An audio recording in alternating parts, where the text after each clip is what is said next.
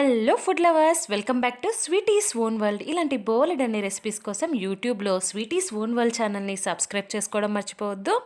అలాగే ఈరోజు వచ్చేసి మీకు హోటల్ స్టైల్ పూరీని ఇంట్లోనే మనము ఎంచక్కా ఎలా ప్రిపేర్ చేసుకోవాలో, అలాగే చాలా సింపుల్ స్టెప్స్తో మనము ఎంత త్వరగా చేసుకుంటామంటే అంత త్వరగా చేసుకుంటాం. అలాగే పూరి యొక్క టేస్ట్ కూడా చాలా అంటే చాలా బాగుంటుంది.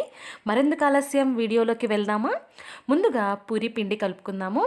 ఇందుకు 2 కప్పుల గోధుమ పిండి యాడ్ చేసుకుందాము ఒక బౌల్ తీసుకొని. ఆ తర్వాత 1/2 table spoon baking soda add చేసుకుందాము. బేకింగ్ సోడా అనేది ఎక్కువ యూస్ చేయకూడదండి, అందుకనే మనము 1/2 టేబుల్ స్పూన్ బేకింగ్ సోడా తీసుకున్నాము. అలాగే ఈ పిండికి సరిపోయేంత ఉప్పు, నేనైతే 1 టేబుల్ స్పూన్ ఉప్పు యాడ్ చేసుకున్నాను. అలాగే 2 టేబుల్ స్పూన్ల ఆయిల్ యాడ్ చేసుకుందాము.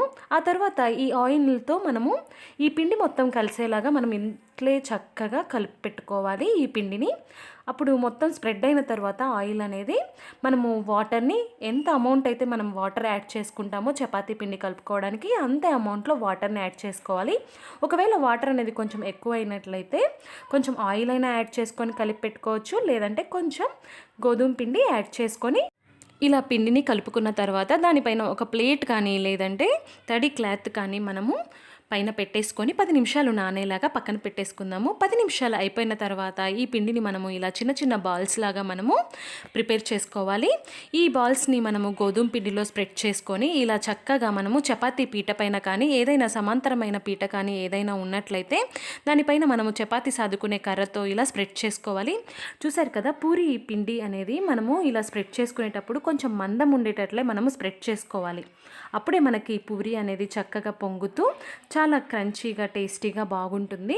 అలాగే మనము చపాతీలు అయితే మనం కొంచెం పతలాగా సాదుకున్నా పర్లేదు, బట్ పూరి వచ్చేసి మందంగా ఉండాలి, ఇది ఒకటి గుర్తుపెట్టుకోండి. అలాగే పూరి పిండి కూడా వీడియోలో చూపించిన ప్రకారం కలిపి పెట్టుకోండి. ఇప్పుడు మనము ఒక ప్యాన్ పెట్టుకొని అందులో ఆయిల్ యాడ్ చేసుకోవాలి.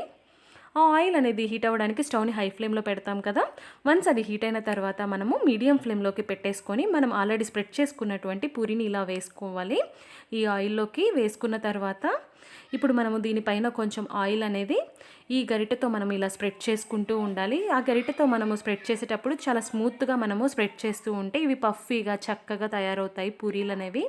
చూసారు కదా, హోటల్ స్టైల్ పూరీని మనము చాలా సింపుల్గా ఈజీగా ఇంట్లోనే ఎలా తయారు చేసుకున్నామో మీరు మీ ఇంట్లో తయారు చేసుకోవడం మర్చిపోవద్దు. అలాగే పూరి కుర్మా, బొంబాయి చట్నీ ఉంటుంది కదా, అందులో పూరిని యాడ్ చేసుకొని తిన్నారంటే చాలా బాగుంటుంది. ఓసారి మీరు ట్రై చేయండి.